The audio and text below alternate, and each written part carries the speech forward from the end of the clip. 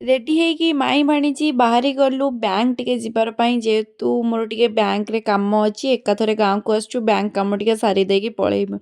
ତାପରେ ଆମେ 3 ଜଣ ବାହାରି ପଡ଼ିଥିଲୁ ବ୍ୟାଙ୍କ ପାଇଁ ବ୍ୟାଙ୍କରେ ବି ଆସିକି ଆମେ ପହଞ୍ଚି ଯାଇଥିଲୁ ମୋର ବି ଯାହା କାମ ଥିଲା ବ୍ୟାଙ୍କରେ ସରିଗଲା।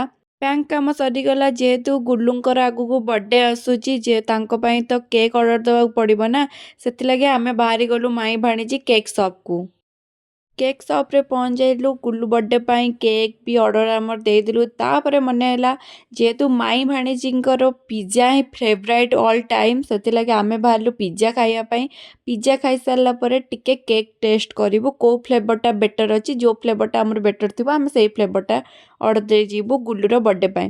ସେଥିଲାଗି ଗୁଲୁ ଏଠି ତାଙ୍କର ପିଜ୍ଜା ଏନ୍ଜୟ କରୁଛନ୍ତି ମୁଁ ଟିକେ ରେଡ୍ ଭେଲଭେଟ୍ର କେକ୍କୁ ଟେଷ୍ଟ କଲି ତାର ଟେଷ୍ଟଟା କେମିତି ଅଛି ସେଇ କେକ୍ଟା ଆମେ ଅର୍ଡ଼ର ତାପରେ ମୋର ଗୋଟେ ସାଙ୍ଗ ଦେଖାଯାଇଥିଲା ସୌମ୍ୟା ତାପରେ ଘରକୁ ଆସିଲା ପରେ ଏତେ ଟାୟାର୍ଡ଼ ଥିଲୁ ଯେ ଗୁଲୁ ମୋତେ ସାହାଯ୍ୟ କରୁଛନ୍ତି ପୁରୀ ବେଲାରେ ସିଏ ବେଲି ଦେଉଛନ୍ତି ମୁଁ ସେକି ଦେଉଛି। ଭିଡ଼ିଓ ଭଲ ଲାଗିଲେ ଚ୍ୟାନେଲକୁ ସବସ୍କ୍ରାଇବ୍ କରିବା ପାଇଁ ଜମାରୁ ଭୁଲିନି ପୁଣି ଦେଖା ହେବ ନେକ୍ସଟ ବ୍ଲଗ୍।